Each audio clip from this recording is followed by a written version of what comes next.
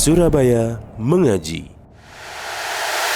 Yuk, dukung dakwah Surabaya Mengaji. Salurkan harta terbaik Anda untuk operasional dakwah.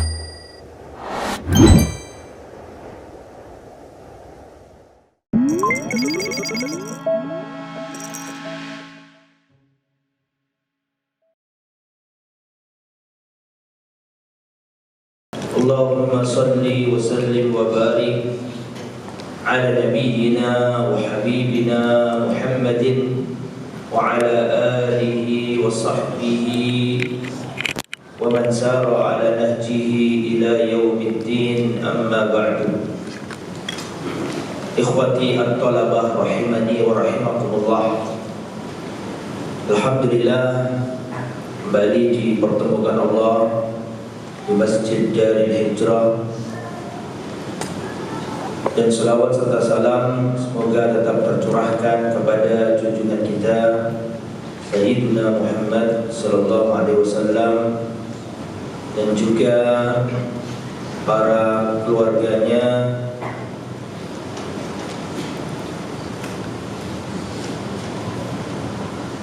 para sahabatnya dan seluruh umatnya yang setia berjalan di atas sunnah dan ajarannya. Ikhwati al-talabah, kita lanjutkan kajian kitab Hikbah Minat Tarikh karya Syekh Dr. Utsman bin Muhammad Al-Khamis hafizahullah ta'ala. Dan pada kesempatan kali ini kita akan melanjutkan, atau pada pertemuan yang lalu kita sudah menyelesaikan khalifahan Sayyidina Abu Bakar As-Siddiq. Sekarang kita mulai masuk ke khalifahan Sayyidina Umar ibn Khattab Al-Faruq radhiyallahu anhu. Tamhidun. Qala al-muallif hafizahullah, istamarrat khilafatu Abi Bakr sanataini wa thalathata ashhurin thumma tuwfiya Abu Bakar As-Siddiq radhiyallahu anhu.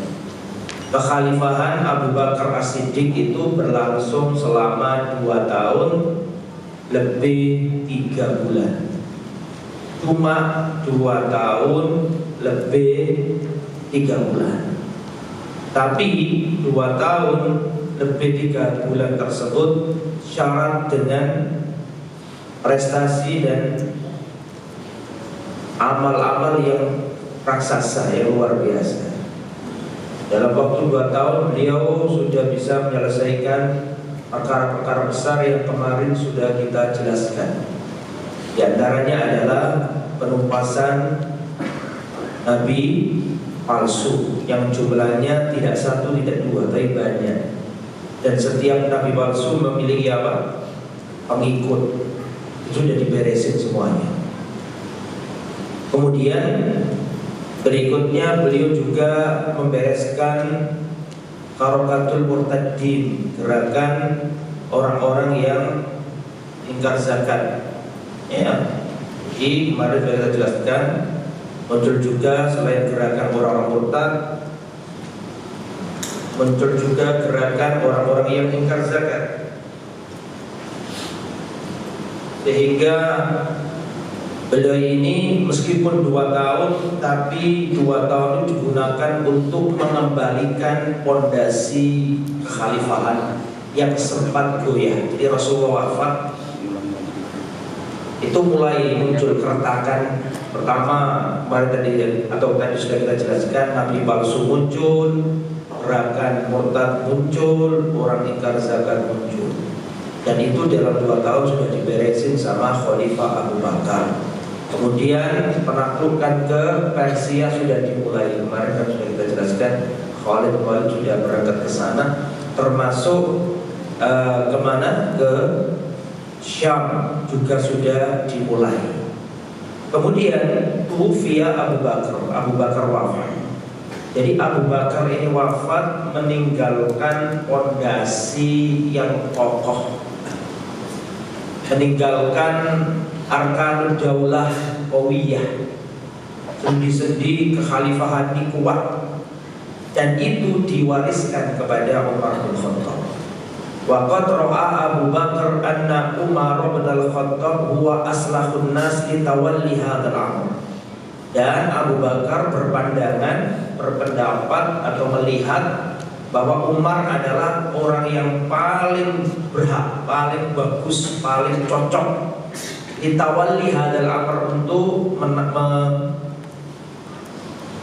ditawalli hadzal amr, untuk mendapatkan perkara ini, maksudnya menggantikan posisi Abu Bakar. Maka Abu Bakar berwasiat dan menunjuk langsung, ya. Berbeda dengan Rasul. Kalau Rasul kan memberi isyarat-isyarat, ya. Nanti Rasulullah SAW menyuruh Abu Bakar ngimami sholat. Kemudian datang seorang wanita bertanya sesuatu ke Nabi. Terus wanita ini berkata, kalau lain kali aku kesini tidak jumpa dengan engkau ya Rasul, kepada siapa aku bertanya? Kata Rasul, datanglah ke Abu Bakar. Jadi Rasulullah tidak pernah berwasiat dengan teks yang gamblang dan mengatakan kalau aku mati Abu Bakar jadi khalifah. Tidak ada. Yang ada adalah qara'in atau isyarat, dan itu sangat banyak sekali. Itu Rasul. Ada pun Abu Bakar lah. Abu Bakar langsung tunjuk nama, teks berbunyi Umar bin Khattab. Fakhtarahu min ba'dihi fabaya'ahul muslimun ba'da dzalik. Sehingga suksesi kepemimpinan dari Abu Bakar ke Umar ini tidak ada perkara besar. Jadi langsung sepakat. Wal muslimun ya'rifun, semua sahabat paham manusia terbaik setelah Abu Bakar adalah Umar. Jadi tidak ada khilaf pendapat. Semuanya ridho, semuanya setuju. Dan ada deretan prestasi Abu Bakar yang mungkin para ahli tarikh itu tidak meletakkan ini di prestasinya Abu Bakar. Kalau orang menyebutkan injazatu Abu Bakar, wahid isnan salasa arba khamsa. Tapi ada satu prestasi Abu Bakar yang seharusnya ditaruh di prestasinya Abu Bakar. Apa itu? Menunjuk. Penunjukan Abu Bakar kepada Umar itu termasuk prestasi terbesarnya Abu Bakar. Karena beliau ini pintar milih. Beliau tidak memilih anaknya. Adalah anaknya Rahman bin Abi Bakar. Anaknya banyak Abu Bakar, tapi tidak pilih orang yang pas, yaitu Umar bin Khattab radhiyallahu anhu. Sehingga semua kebaikan, kehebatan Umar bin Khattab itu Abu Bakar dapat pahala. Karena dialah yang menunjuk, dikasih basyirah sama Allah untuk memilih orang yang tepat, yaitu Umar bin Khattab. Wa inna masara Umar khalifatan bimubayatin nas lahu la bi ikhtiyari Abi Bakar. Akan tetapi Umar menjadi khalifah setelah dibaiat oleh manusia semuanya, bukan semata-mata karena pilihan Abu Bakar.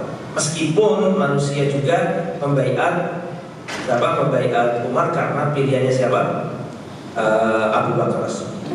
Wasara khalifati Rasulillah, maka beliau menjadi pengganti dari penggantinya Nabi. Jadi julukannya Abu Bakar itu Khalifatur Rasul. Nah, Umar berarti apa? Khalifatir Rasul, khalifahnya Rasul. Akhirnya Umar mikir, ini kalau pakai gelar khalifah nanti terlalu panjang. Paham maksudnya? Abu Bakar dijuluki Khalifatur Rasul, nanti penggantinya Abu Bakar berarti khalifatir Rasul. Nanti ganti Utsman berarti khalifatir Rasul. Nanti Ali berarti khalifatir Rasul. Kepanjangan ini. Khalifatur Rasul, pengganti Rasul. Nanti ganti Umar berarti penggantinya Rasul. Terjadi musalsal. Akhirnya Umar membuat julukan untuk dirinya. Setelah itu diikuti oleh khalifah-khalifah setelahnya, yaitu apa? Amirul Mukminin. Ya, Umar adalah orang yang pertama kali bergelar Amirul Mukminin dalam Islam. Wa kanat muddatu khilafati asyra sinin, kekhalifahannya cukup panjang, yaitu 10 tahun Umar ini. Wa tu'addu khilafatu Umar bin Khattab min ajmalis sanawat fi umril Islam ba'da hayatir Rasul wa ba'da hayati Abi Bakar As-Siddiq radhiyallahu anhu. Dan kekhalifahan Umar bin Khattab terhitung, terkategorikan termasuk sebagus-bagus tahun-tahun dalam pemerintahnya Umar, dalam kehidupannya Umar setelah kehidupan Rasul dan Abu Bakar. Tawalla Umar al-khilafata fi bidayatil qital al-adi fi Syam. Umar naik tampuk kekhalifahan ya di awal-awal terjadinya perang dahsyat di Syam. Jadi kemarin kan saya jelaskan ke antum bulan yang lalu sebelum ujian ya, 2 bulan yang lalu mungkin ya, sebelum antum ujian ya, sebulan apa 2 bulan? 2 bulan. Mudah-mudahan antum gak lupa apa yang kita sampaikan dulu. Kemarin kita jelaskan ya. Nah, perhatikan, kemarin kan sudah kita jelaskan setelah membereskan orang murtad, nabi palsu, ingkar zakat, setelah beres semuanya, jazirah Islam, jazirah Arab kokoh kembali, maka yang dilakukan oleh Abu Bakar adalah mulai merintis penaklukan. Yang dikirim oleh Abu Bakar adalah Khalid bin Walid, dikirim ke negeri Irak. Kan gitu kemarin, masih ingat kan? Kemudian beberapa sahabat fulan ya dikirim ke Syam.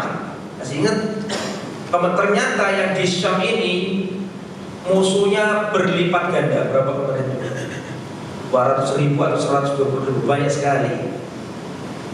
Sehingga tentara yang di Syam ini kan berlawanan sama Romawi. Kalau Khalid ke Irak berlawanan sama Persia. Sedangkan beberapa jenderal yang lain, Yazid bin Abi Sufyan, Abu Ubaidah bin Jarrah, Amr bin As, 3 orang ini dikirim ke Syam. Ternyata jumlahnya orang Romawi berlipat-lipat ganda. Akhirnya tentara Islam kirim surat ke Abu Bakar bahwa kita ini kalah jumlah yang sangat jauh. Maka Abu Bakar kirim surat ke siapa kemarin? Khalid bin Walid. Ya Khalid, kalau sudah selesai urusanmu di Irak, maka pindahlah ke Syam. Kita tidak terus. Jangan lupa. Akhirnya Khalid setelah membereskan Irak, Khalid bin Walid pergi ke Syam membawa 9.500 pasukan. Yang di tengah jalan gak bisa bekal untuk beli unta, susah sih belum. Sudah. Meragukan kalian. Ingat, ada yang masih ingat? Kan gitu kemarin ya. Atau belum saya sampaikan? Sudah ya. Oke, terus kemudian jadi di saat tentara Islam ya berhadapan-hadapan dengan pasukan Romawi yang super gagah pada waktu itu, dan disitulah Khalifah Abu Bakar wafat. Jadi siapa?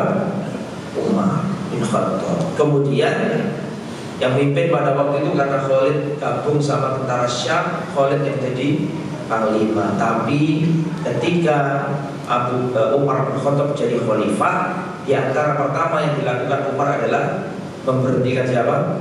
Khalid bin Walid, dan Khalid di rolling diganti siapa? Abu Ubaidah bin Jarrah. Nanti kita ceritakan. Haitsu tajamma al-muslimuna fil Yarmuk amama jumu'ir Rum al-Haila. Jadi Umar dijadikan khalifah ketika pasukan Islam berhadapan-hadapan dengan pasukan Romawi di negeri Syam, yaitu dalam perang Yarmuk. Amama jumu'ir Rum al-Haila, di depan kumpulan Romawi yang sangat besar. Wantasara al-muslimuna fi hadhil ma'rakah intisaran mu'azzara. Dalam perang ini kaum muslimin mengalami kemenangan yang gemilang, perang Yarmuk. Dalamnya para sahabat hebat-hebat itu Abu Bakar, Abu Bakar sudah wafat ya, Khalid bin Walid, Abu Ubaidah bin Jarrah, kemudian siapa tadi? Yazid bin Abi Sufyan, kemudian Amr bin As. Orang hebat-hebat ya, dan Allah beri kemenangan yang luar biasa. Maka setelah kekalahan Romawi, dan jadi dulu Romawi itu di Syam, setelah itu Nanti zaman Umar kalah, mereka lari ke Konstantinopel. Nanti di zaman Muhammad Al-Fatih kalah lagi mereka, pindah lagi dari Konstantinopel. Itu adalah Romawi Timur, bukan Romawi Barat, bukan Romawi Vatikan itu. Kalau diceritakan Romawi di kisahnya Rasulullah, perang gesekan para sahabat ketemu dengan pasukan Romawi, itu bukan Romawi Barat. Halo, sedih banget tidak? Bukan Romawi Vatikan, itu Romawi apa? Timur. Dan Romawi Timur sama Romawi Barat itu gak cocok. Adapun tentara salib di zamannya Salahuddin Al-Ayyubi, yang mereka datang ke Palestina, itu bukan Romawi Timur, itu Romawi Barat. Dan Romawi Barat itu, salib itu, ketika perang salib ke Palestina itu melewati Romawi Timur, melewati Konstantinopel, dan mereka perang bersama apa? Bersama Kristen. Makanya orang-orang Hagia Sophia, tahu? Hagia Sophia, gereja di Turki itu miliknya Romawi Timur. Makanya orang Romawi Timur waktu perang salib itu mereka berkata, seandainya kami dikuasai Salahuddin Al-Ayyubi dan tentaranya, lebih kami cintai daripada kami dikuasai apa? Romawi. Karena tukaran mereka cocok. Jadi yang ada lembaga kepausan itu yang barat, yang timur tidak ada. Yang timur setelah jatuh Muhammad Al-Fatih menaklukkan Konstantinopel, mereka tersebar di Eropa Timur, Rusia, Polandia, udara dari Bulgaria. Tak cocok sama Vatikan. Sekarang orang terus sama NATO, ya. Terus lanjut sampai mana tadi? Naik dengan peperangan tadi dan Romawi kalah. Romawi apa berarti? Timur atau barat? Timur. Futihat di Damaskus, negeri Damaskus ditaklukkan. Damaskus di mana? Suriah. Wahimsu, kalau sekarang Homs, kota Homs, bahasa Arabnya Himsu, ditaklukkan. Wa in Nasrin di Syam juga, wa Ajnajin di Syam juga. Tsumma kana al-fathul alim huwa fathu Baitul Maqdis. Tapi kemenangan yang paling besar adalah penaklukan Baitul Maqdis, Palestina. Ya, siapa jenderalnya menaklukkan Baitul Maqdis? Abu Ubaidah ibn Jarrah. Wasarul muslimuna yajuluna fi ardir Rum. Maka kaum muslimin yajuluna berkeliling, ya, menaklukkan negeri-negeri Romawi, ya, kama yahulahum. Tsumma ba'da dzalika ittajaha Amr ibn al-As ila Misr wa fatahaha. Perhatikan, antum kalau lihat peta, Syam itu bertetanggaan sama Mesir. Makanya sekarang kan Palestina, Gaza kan berbatasan langsung sama Mesir, Sinai, itu kan, melihat itu dulu pelajaran takbir itu kan. Tapi sudah beda benua, ya, Mesir Afrika, kemudian Palestina masih Asia. Karena Palestina sudah dibuka, maka Palestina ini jembatan menuju Mesir, kan gitu. Nah, Amr bin As yang cerdas, politikus, seorang negarawan, itu Amr bin As, pelobi ulung, pintar ngatur manusia, yaitu karakternya Amr bin As. Amr bin As ini melihat, ini Mesir ini kan dilalui sungai apa?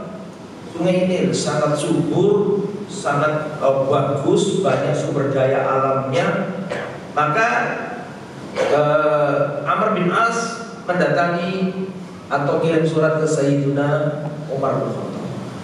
Wahai Khalifah, kita sudah diberi Allah kekuatan untuk bisa membuka negeri Syam dan negeri Palestina. Syam sekarang 4 negara: Palestina, Suriah, Lebanon, dan Yordania. Sudah ditaklukkan semuanya di zamannya Umar. Jadi ada yang bertugas menjadi gubernur Damaskus, ada yang menjadi gubernur Baitul Maqdis, ya, ada yang menjadi gubernur Homs, ada yang menjadi gubernur Halab, macam-macam. Ya. Kemudian penaklukan Syam itu menjadi cikal bakal penaklukan Mesir, karena Mesir ini, karena Palestina memang jembatan menuju apa? Mesir. Amr bin As kirim surat, wahai Khalifah, sesungguhnya ini Mesir adalah negeri yang banyak sumber daya alamnya, tetapi mereka dikuasai pemimpin yang dolim, pemimpin yang dolim, penuh dengan kegelapan, maka perlu didatangi untuk diberi cahaya Islam. diajari sholat, kemudian diajak menyembah Allah Subhanahu wa taala. Ya, rajanya Mesir pada waktu itu adalah raja siapa? Muqawqis. Muqawqis ini agamanya Kristen. Muqawqis ini ikut persemakmuran Romawi Raya. Dia ini raja kecil bertanggung jawab pada Kaisar Romawi. Seperti negeri Habasah punya Raja Najasyi. Najasyi ini raja kecil, raja besarnya siapa? Kaisar Romawi, persemakmuran, dia dijajah negara. Nah, kemudian kita lanjut. Jadi Amr bin As nanti membuka Mesir. Wantajah Sa'ad bin Abi Waqqas ila Syarq yaitu bilad Faris. Nah, adapun Sa'ad bin Abi Waqqas ditugaskan Umar bin Khattab untuk ke arah timur. Ke arah timur tadi kan mandek di zamannya siapa tadi? Khalid dari zamannya Abu Bakar. Nah, sekarang zamannya Umar dilanjutkan. Panglima perangnya namanya Sa'ad bin Abi Waqqas. Haythu bilad Faris. Jadi kalau timur kan Persia, kalau barat ada Romawi. Fa'auto'a al-khayla diyarahum wa kabbadahum khasair azimah. Maka Sa'ad bin Abi Waqqas berhasil untuk memijakkan kaki-kaki kuda mereka, ya. Khayl, bagaimana khayl? Kuda ya, berhasil auto'a ini memijakkan kuda-kuda mereka di perkampungan atau di negeri-negeri Persia. Wakab badahum khasair azimah, dan menjadikan mereka dalam kerugian yang sangat dahsyat. Ini zaman gemilang ini Umar bin Khattab. Zaman Umar bin Khattab ini dua imperium besar di diobrak-abrik sama pasukan Islam. Dalam sejarah Persia sama Romawi perang, silih berganti, ini menang, ganti, ini yang menang, ganti, ini yang menang, selalu begitu, gak bisa menumpas satu sama lain. Sampai ada ayatnya, ghulibatir Rum fi adnal ard, bangsa Romawi dikalahkan bangsa Persia. Nanti ganti, bangsa Romawi mengalahkan Persia. Ya, bangsa Romawi dikalahkan Persia. Nanti ganti ya, Romawi mengalahkan Persia. Dan begitulah, dan itu berlangsung berabad-abad. Karena dulu itu ada dua imperium besar, Romawi dan Persia, saling menghantam, tapi satu sama lain tidak bisa meluluhlantakkan, satu sama lain tidak bisa menghancurkan. Sampai datang Khalifah Umar, dua-duanya dihabisi oleh pasukan ahli tauhid. Sampai akhirnya tentara Romawi pindah ke Konstantinopel. Kemakanat ma'arakatul Qadisiyatil azimati biqiyadati Sa'ad bin Abi Waqqas. Ada perang dahsyat namanya perang Al-Qadisiyah, terkenal perang ini di zaman Khalifah Umar. Panglima perangnya namanya Sa'ad bin Abi Waqqas, macannya kaum muslimin. Wa kanat minal ma'arik al-fasilah, ini termasuk perang yang dahsyat, perang besar. Tsumma futihat Khurasan, maka ditaklukkanlah Khurasan di zamannya Sa'ad bin Abi Waqqas. Khalifahnya namanya Umar. Khurasan kalau sekarang ya sebagian Iran, sebagian Afghanistan. Sekarang Khurasan sebagian ada di Iran, sebagian ada di Afghanistan. Wa kanatil futuhatu katsiratan jiddan fi ahdi Umar, dan penaklukan sangat banyak sekali terjadi di zamannya Khalifah Umar. Wa kana Umar yuraqibul wulad muraqabatan syadidatan, dan Umar, metodenya Umar dalam menjalankan pemerintahannya adalah yuraqib, memonitoring, dipantau nih apa yang dilakukan gubernur di Irak, apa yang dilakukan gubernur Mesir, apa yang dilakukan gubernur Syam, apa yang dilakukan gubernur atau wali Baitul Maqdis di ada mata-matanya Umar berangkat. Di antara yang biasanya ditugasi itu Muhammad bin Maslamah, sahabat Nabi, satu-satunya sahabat Nabi yang namanya sama dengan namanya Nabi, siapa? Muhammad bin Nabi, sama namanya Muhammad, ya. Wa kana Umar yuraqib, memantau, memonitoring. Wa kana Umar yuraqibul bulan jam wali. Jadi gubernur bukan dibiarkan, dipantau terus sama Umar.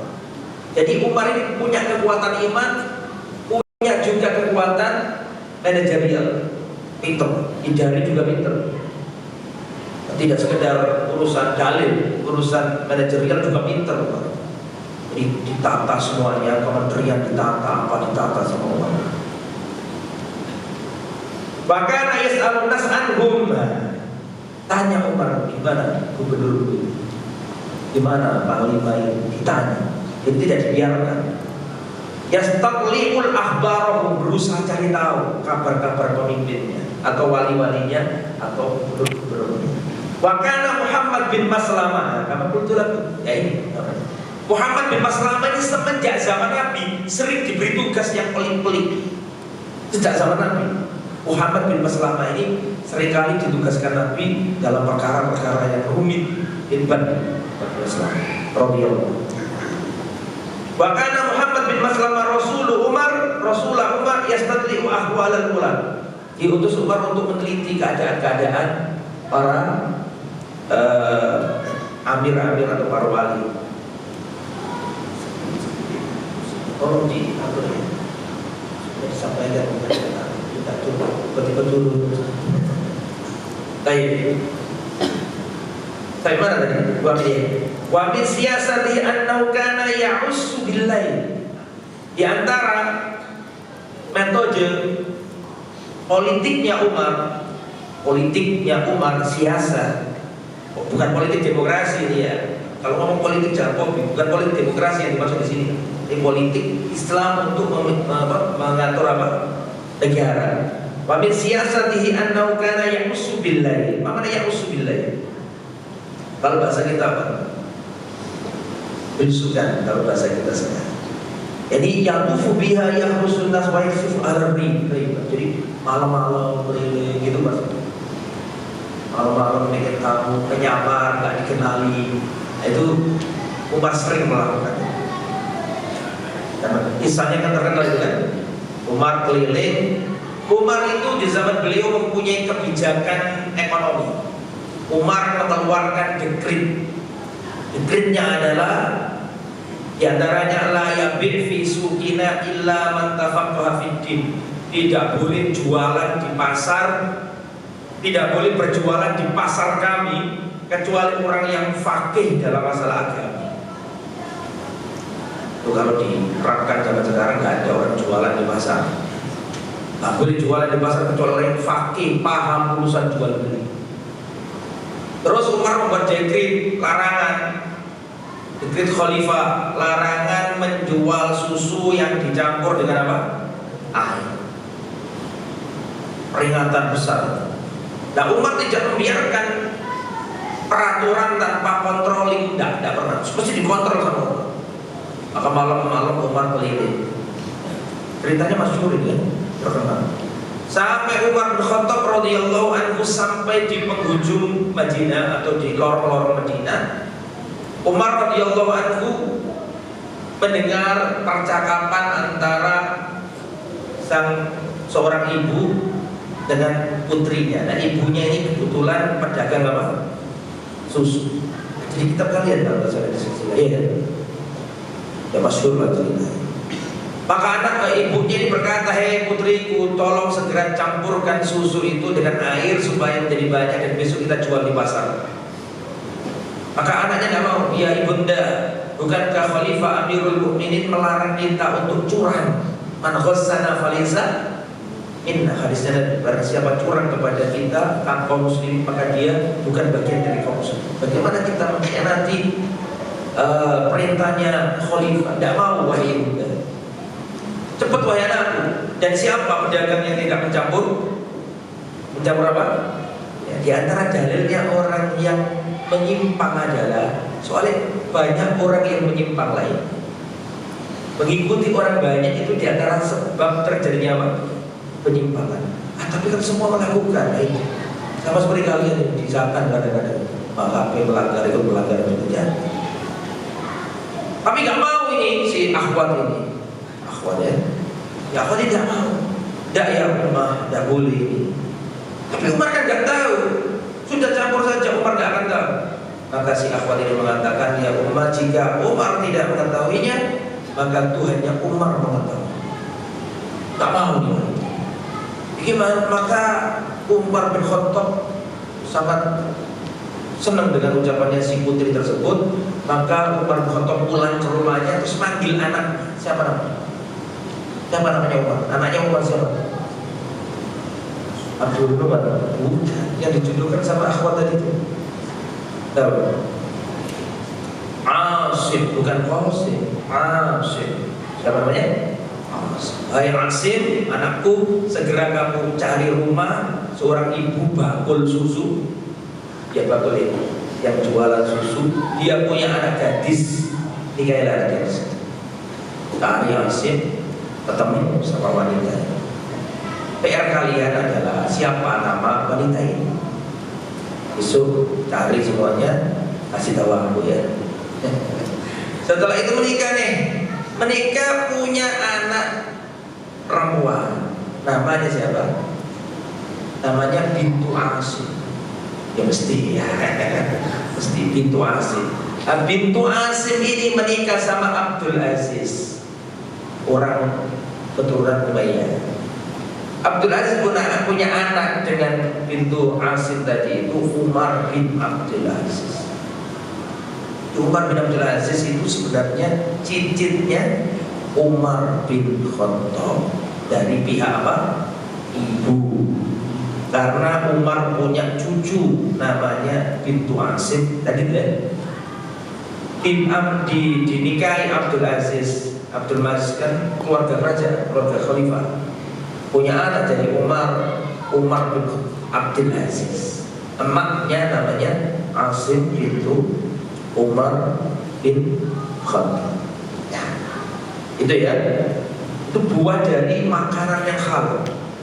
Buah dari makanan yang halal sampai nanti keturunannya Umar tadi punya anak namanya seperti ini, Umar bin Abdul Aziz, yang nanti di zamannya itu Islam terbentang dari Cina bagian barat sampai Prancis bagian selatan. Serius, bukan software saja. Menjadi jenderal yang terkenal, Jenderal Abdurrahman Al-Ghafiqi yang sampai ke Eropa sana. Jadi Perancis bagian selatan itu pernah dilalui kuda-kudanya kaum muslimin. Jangan ngomong Andalusia, Andalusia sudah gak kehitung lagi, sudah lebih dari Andalusia. Ya, di zaman siapa? Umar bin Abdul Aziz. Sampai cari orang yang mendapat zakat bingung karena kabeh bertujuh. Semua bertujuh. Nah, wa yahrisu ala amnil Madinah khirsan syadidan. Dan Umar sangat perhatian dari segi keamanan kota Madinah. Jangan sampai ada ancaman diberesin sama Umar. Jadi benar-benar aman negara Islam ini. Walam yakun yasmah li ibari sahabat bil khurud minal Madinah. Dan Umar bin Khattab melarang para sahabat senior untuk keluar dari kota Madinah. Suruh di Madinah, jangan keluar. Untuk apa? Liyastashirahum fi umurihi, untuk dimintai pendapat Umar. Jadi sahabat-sahabat pilihan yang senior, masyayikh Badr itu disuruh tetap tinggal di mana? Madinah. Tujuannya untuk sebagai dewan penasihatnya Umar. Dewan penasihatnya Umar itu, tak kasih tahu kalian, para pendekar-pendekar sahabat, masyayikh Badr. Tapi ada satu bocah kecil penasihatnya Umar. Siapa bocah kecil? Abdullah bin Abbas. Jadi Umar itu punya penasihat namanya namanya siapa? Abdullah bin Abbas. Kalau Umar kurang begitu yakin dengan tafsir sebuah ayat, maka Umar datang atau minta tolong Abdullah bin Abbas untuk menjelaskan makna ayat tersebut. Itu ada hadis. Wa adhara al-adla hatta qala fihi Rasul Kisra lamma ra'ahu na'iman tahta sajaratin wa huwa amirul mu'minin. Ya, maka Umar ini berhasil menampakkan keadilan.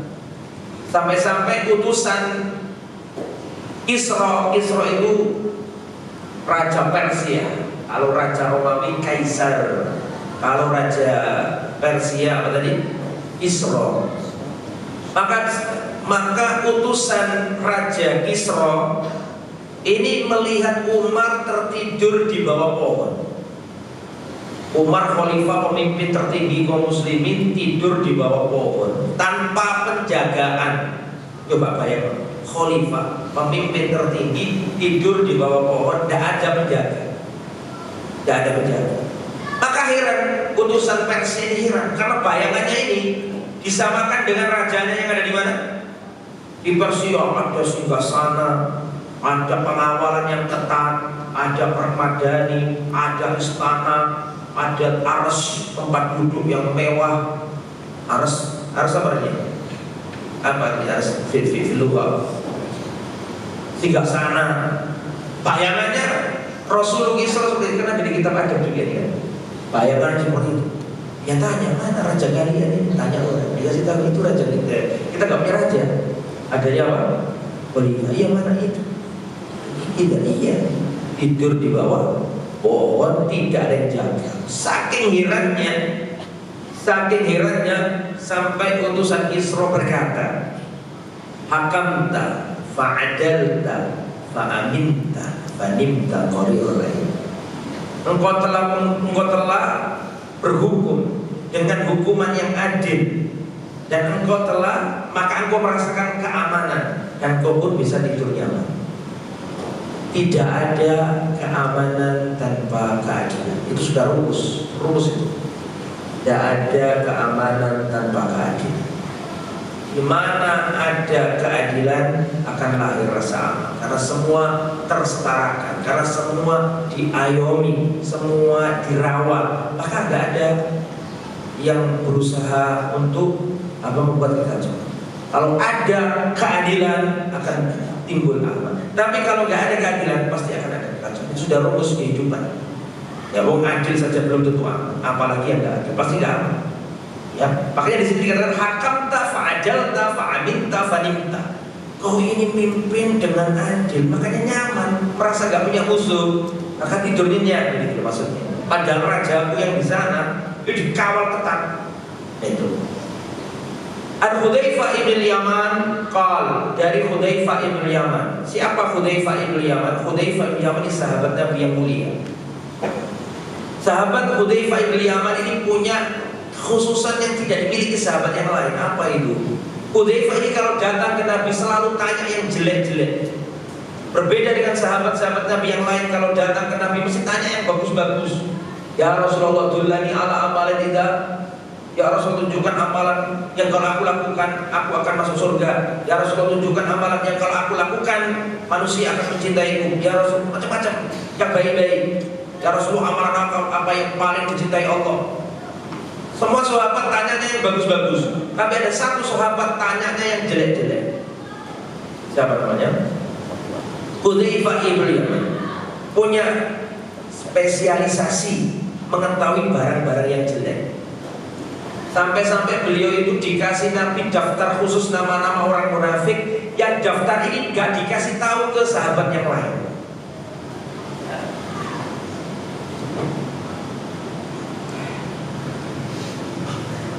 Pendek, udah pekan depan udah diganti, tadi ganti juga apa? Ya resikonya tadi naik turun. Sampai mana tadi? Nah, Hudzaifah. Jadi Hudzaifah ini tanyanya yang jelek-jelek, dan Hudzaifah ini satu-satunya sahabat Nabi yang dijuluki Shahibu Sirrin Nabi, pemilik rahasianya Nabi. Kenapa kok dijuluki pemilik rahasianya Nabi? Karena dia ini satu orang yang dikasih Nabi daftar list nama-nama orang munafik.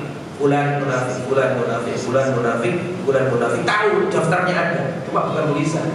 Tapi kan nggak bisa, cuma dikasih tahu. Fulan munafik, fulan. Daftar ini nggak dikasih tahu siapapun kecuali Hudzaifah. Jadi Hudzaifah itu pegang kartunya orang-orang munafik, siapa aja tahu. Dan para sahabat itu tahu bahwa Hudzaifah ibn Yaman dikasih tahu Nabi. Makanya Umar gelisah. Jangan-jangan aku ada di situ. Ojo-ojo namaku ada di daftar itu.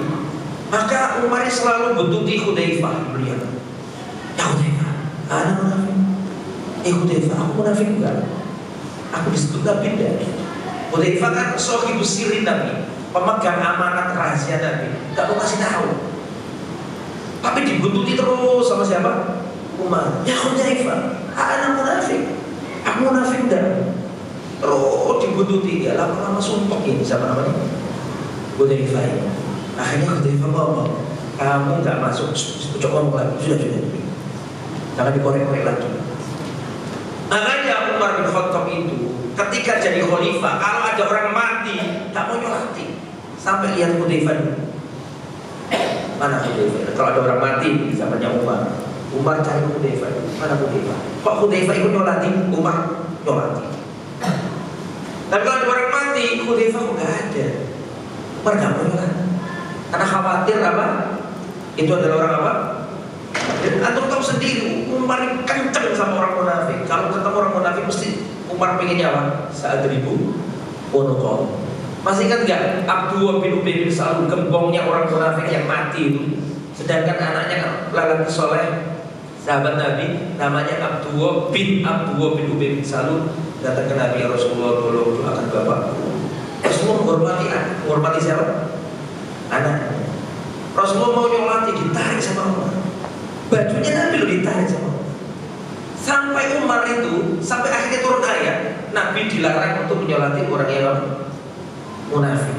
Sampai Umar itu berkata dalam dirinya, sampai saya tuh bingung, kok bisa pada waktu aku tarik kainnya Nabi, kenapa aku seberani itu pada waktu? Karena Umar itu julukannya Al-Faruq, gak boleh buat hitam putih, gak mau yang apa-apa. Makanya Umar ini bingung, khawatir dia termasuk orang apa? Munafik. Padahal itu Umar, Nabi berkata Umar fil jannah. Rasulullah pernah ditampakkan surga, melihat ada istana yang megah. Terus ditanyakan, itu istananya siapa? Maka dijawab, itu istananya Umar. Dan hadis ini sampai ke Umar, dan Umar tahu itu. Tapi meskipun demikian Umar gak ngidi. Ada satu hadis, satu cerita, saya tutup dengan cerita ini. Cerita ini insya Allah belum antum dengar.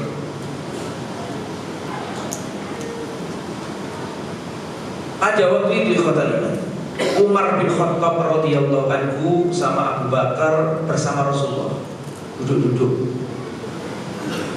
sama Abu Hurairah. Terus Rasulullah izin berdiri, tapi Rasulullah nggak balik-balik, lama dan dari. Rasulullah tidak kembali. Maka Abu Hurairah ini khawatir, jangan-jangan ada sesuatu, ada musuh, nanti Rasulullah dicerah dan seterusnya. Maka Abu Hurairah berinisiatif mencari Nabi. Ini ada di kitab Kaifa Amalahu, ada riwayat Imam Muslim. Cari sama siapa tadi? Abu Hurairah. Ternyata Rasulullah masuk kebun milik salah seorang sahabat Ansor dari Bani Najjar. Rasulullah itu punya ikatan kerabat dengan Bani Najjar. Aku tak kasih tahu ya. Rasulullah hijrah dari Makkah ke Madinah. Di Madinah itu ada kerabatnya Nabi, itu namanya suku Bani Najjar. Jadi Rasulullah itu punya darah Madinah, biar aku tahu. Loh kok bisa Ustaz? Iya, karena Rasulullah punya bapak namanya Abdullah punya bapak namanya Abdul Muthalib punya bapak namanya Hashim punya istri orang Madinah namanya Salma. Berarti Abdul Muthalib kakeknya Nabi itu punya emak kan gitu kan? Betul apa? Emaknya Abdul Muthalib si kakeknya Nabi itu Salma, itu orang Yathrib. Berarti Rasulullah itu punya eyang putri, bisa dipahami sampai sini. Rasulullah itu punya eyang putri Mbah Bauti atau orang Surabaya. Itu di mana? Di Yathrib. Jadi Rasulullah ketika hijrah dari Mekah ke Madinah, di Madinah itu Rasulullah punya akhwal. Punya apa? Akhwal. Tahu akhwal? Paman-paman dari jalur ibu, karena eyang putrinya Nabi itu orang Yathrib. Sehingga banyak yang menolong dakwahnya Nabi karena masih ada keluarga di sana, keluarga bahnya dulu. Nah, Nabi masuk ke kebunnya Bani apa tadi? Maka datanglah Abu Hurairah. Ketika ketemu, maka Rasulullah berkata, "Masya Allah, ada apa urusanmu?" Sini Abu Hurairah. Ya Rasul, kita tadi bersama-sama, tapi kok lama gak balik-balik, kita takut ada sesuatu, ada musuh atau ada apa-apa. Maka kata Rasulullah bawa sandalnya dilepas dua sandal. Bawalah sandalku ini wahai Abu Hurairah, dan kembali. Siapapun yang kau temui pertama kali, sampaikan kepadanya bahwa dia dijamin masuk surga. Bawalah sandalku ini dan maka Abu Hurairah berangkat membawa apa tadi? Sandal. Ketemu siapa pertama kali? Umar bin Khattab. Pak Abu Hurairah senang, melihat Umar senang, kasih kabar gembira. Wahai Umar, Rasulullah mengabarkan, ya, aku disuruh bawa apa tadi? Sandalnya, dan siapapun yang aku temui pertama kali, ya, maka aku disuruh mengabarkan kepada orang yang aku temui bahwa dia masuk dan kaulah orang. Kamu tahu apa yang dilakukan Umar? Umar mendorong siapa? Abu Hurairah sampai jatuh. Seakan-akan tidak senang dengan ucapan itu. Itu kalau antum kan, oh itu alhamdulillah ya Allah. Anda akan dilakukan. Saya juga baru baca kemarin. Saya nggak pernah baca riwayat itu. Saya ulang-ulangi. Anda kalau nggak percaya, hanya datang. Antum tahu yang bilang, ya Rasulullah, apakah benar Abu Hurairah berkata seperti ini? Apakah masuk ke seterusnya? Iya. Allah ya Rasulullah, aku saran saya kepadamu, jangan antum lakukan ini lagi. Saya khawatir orang-orang yang kau kabarkan seperti itu akan bersandar dengan ucapan itu. Paham tak maksudnya? Bersandar, padahal dirinya, kalau orang lain wajar lah, ini dirinya benar. Artinya Umar itu orang yang gak pede, dan antum tahu wafatnya Umar. Antum baca dalam kitab As-Sahabah bagaimana gelisahnya Umar menjelang wafat. Saking takutnya, khosyahnya itu, beliau dipangku oleh anaknya bernama siapa? Abdullah bin Umar. Wahai anakku, segera letakkan kepalamu di tanah. Abdullah bin Umar mengatakan, bukankah pangkuanku lebih nyaman untukmu wahai ayah? Segera wahai Abdullah bin Umar, letakkan kepalamu di tanah. Maka pipinya Umar diletakkan di tanah, dan Umar berkata, wailun li Umar, celaka Umar, sekiranya Allah tidak mengampuni. Terus wafat.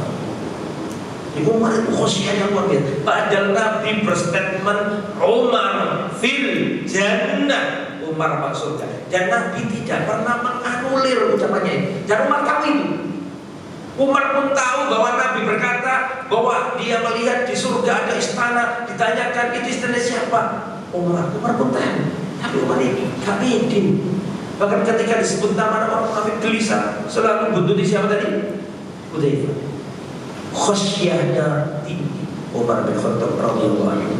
Wafil kalami baqiyah, masih ada kelanjutannya. Insyaallah kita lanjutkan pada pertemuan yang akan datang. Kita tutup dengan bacaan kafaratul majlis. Subhanakallahumma wa bihamdika asyhadu an la ilaha illa anta astaghfiruka wa atubu ilaik. Wassalamualaikum warahmatullahi wabarakatuh.